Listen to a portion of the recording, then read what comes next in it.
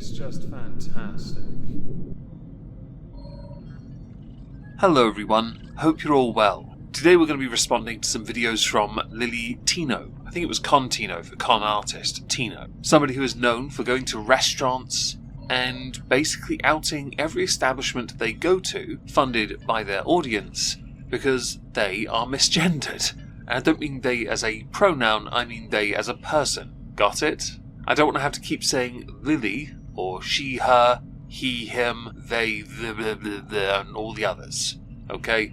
I don't have the patience for it at the moment. I haven't really either at any point in history. There are two separate videos I want to go through of two separate instances involving Lily. They, Lily, are an idiot, an attention-seeking brat who will make all the inappropriate jokes they can make, comments they can make, videos that they can make to push, espouse their idea of what their reality is. I did a video in December talking about Lily, going through many different videos. These two are more recent. Both are anecdotal, so of course, pinch, salt, grain, whatever. I was just in the women's room at a cheesecake factory. Let me guess. Either two things can happen here. One, you were outed, and someone didn't want you in there, or there was a minor present. At this point, because of how baity Lily is, it is one or the other. With the current shift, the political, social shift in the United States, I can see that the window of opportunity for Lily to bait out diminishing massively over the next 4 years. And when I walked in, there was this little girl, like 3 years old, tops. For your own safety, I do hope the first thought that went through your head, and action by extension, was to leave the room immediately, because the last thing anyone needs is another person who happens to be trans being accused of being a predator. Then again, at Disney, you were talking about top and bottom surgery using Disney props as some kind of educational metaphor, which seems a bit tactless, I'll admit. A bit meaning massively. She was standing there alone, I assumed waiting for her parent who was in the stall. And all the stalls were full. So I couldn't go in, I just had to wait. Do forgive the next words out of my mouth, but they're not born out of a place of malice or indifference. Or diddums. You know there was another option available to you, just to be clear. If you were desperate enough anyway. Just to be clear here, we men don't care if you're man or woman. If you need to go and you go into the men's, you can go and use the men's if the women's are full. We actually don't care enough. Just, say excuse me first. There is undoubtedly going to be a case where many people are going to latch onto this video from Lily, because Lily's putting this story out there, to present counter-arguments to the inclusion of trans women or trans men going to the bathroom that they wish to go to, as opposed to the one for their biological sex, right? Lily knows this, because Lily needs relevancy, especially if they're going to be paying for Cheesecake Factory, from the audience of course. And it was me and this little girl and no one else. And she kind of looked at me and I just nodded my head and didn't look at her. I was it's kind of awkward. And it occurred to me that you could leave the room and go to a different bathroom, restroom, whichever you want to call it. Perhaps you're not desperate enough and could just not be in the same room as an unattended 3-year-old. How about that? Now, I would say that, by the way, applies to man, woman, anyone else of any other identity. If you walk into any room and there is a 3-year-old present and no adult stood by them, their parent preferably of course, then you should leave immediately. Not just to protect the child, but more to protect yourself from any unnecessary blowback. With you providing anecdotal evidence of your occurrence, you are doing it solely to bait out, because you know what the response will be on the internet and you know how that benefits you.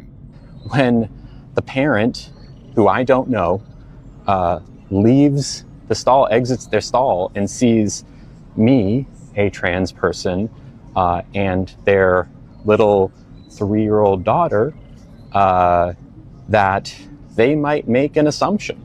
I'll be honest, there is a possibility of that, yes. And not because of transphobia, entirely because there is a person stood by their child. See, it can be taken many different ways. Some people go to the restroom to use the stall, wash their hands, and depart. Obviously, you don't take the child in there with you because personal space. Although some parents don't take issue with it, just make your child turn around, I've heard. But still, it's always better to teach a child boundaries. It's always handy when you can teach adults that too, it turns out. Many don't seem to grasp that. Although in this instance, I guess because of the change, the geopolitical landscape change in your country, your republic, it's understandable that this now affords you an opportunity to use fearmongering, born out of ignorance perhaps, or truth, depending on where you are in the world. And there are many changes right now that have impacted the trans community in the United States. The more notable one I can think of involves children. So it's quite interesting really, isn't it?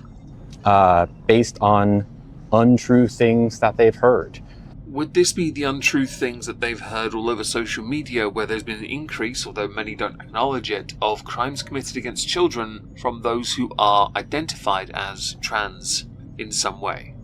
Because that's been a growing reported on crime anyway. Whether the statistics support it in the grander scheme, I honestly couldn't say. My view is any crime committed against a child, I don't care what you identify as, the sentence is universal. But I can understand why you, Lily, would not want to risk getting into trouble, although you can at least use that to your advantage on TikTok.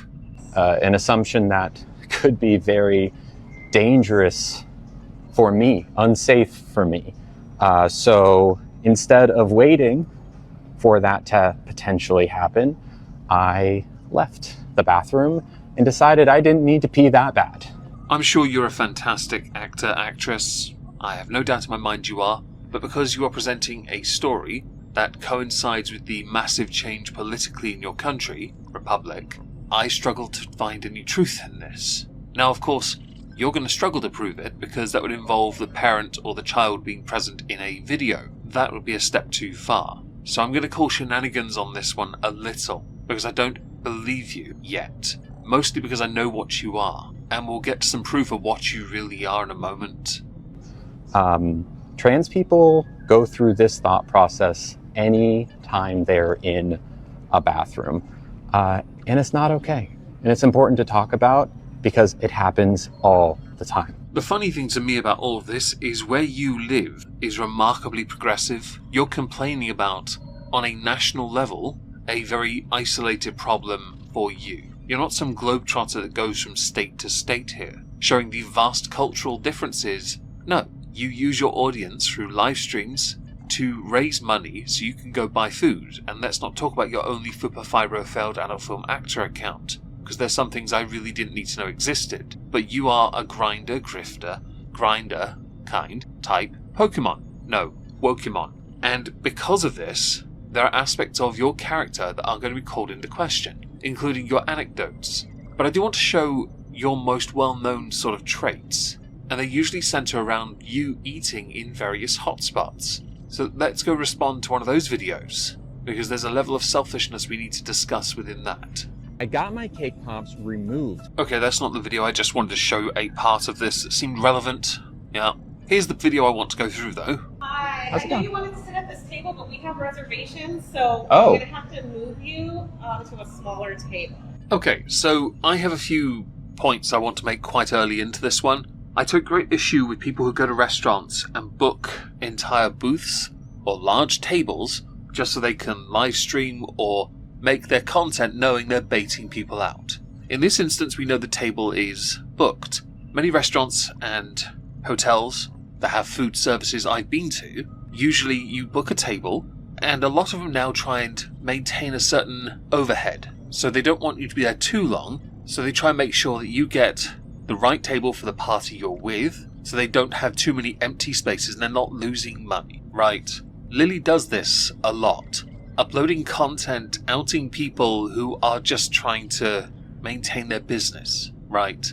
Of course, at the same time with Lily's content, there's also a lot of people who then go and critique Lily in person, customers, bystanders, plebs, you know, the standard people, the muggles. Lily then monetizes the crap out of this. Okay. Are you having lunch with us today? Okay.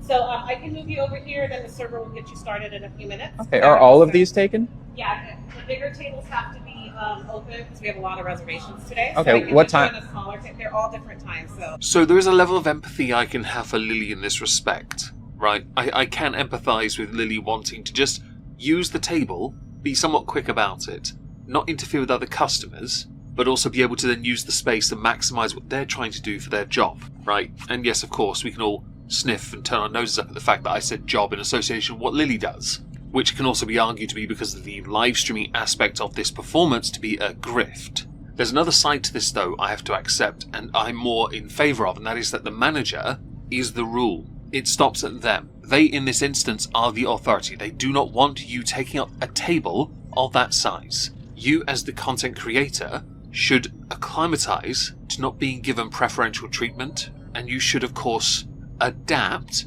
to be able to put on the show you want to put on. Then again, since the show you really want centres around people telling you off, maybe this is you getting your way anyway. We're about to set up this section for a party that's coming in. Oh, okay. So What time do you think they'll come in? Just because it'll probably be pretty loud, I would imagine, right? I'm not sure. Okay, I just don't want to set up at a table if it's going to get loud in like 30 minutes. Maybe It'll be loud everywhere in the cafe.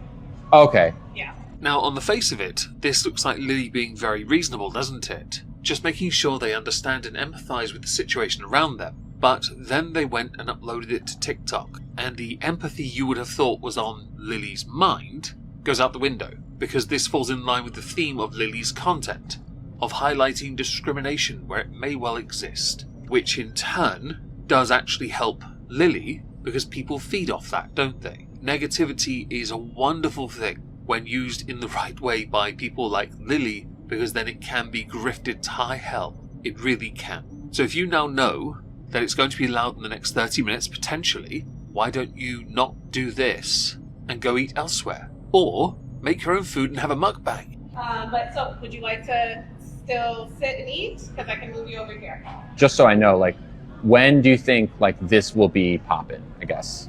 Because it's like we're empty about now, to hit so. our lunch rush right now. And Okay. We have a lot of reservation. It's the holiday. People are on break, so we expect to be busy all day. Okay. Yeah. Okay. I can move you over here. It's probably going to be the quietest right now. But Okay. I think I'll probably just leave. okay. So I'm right.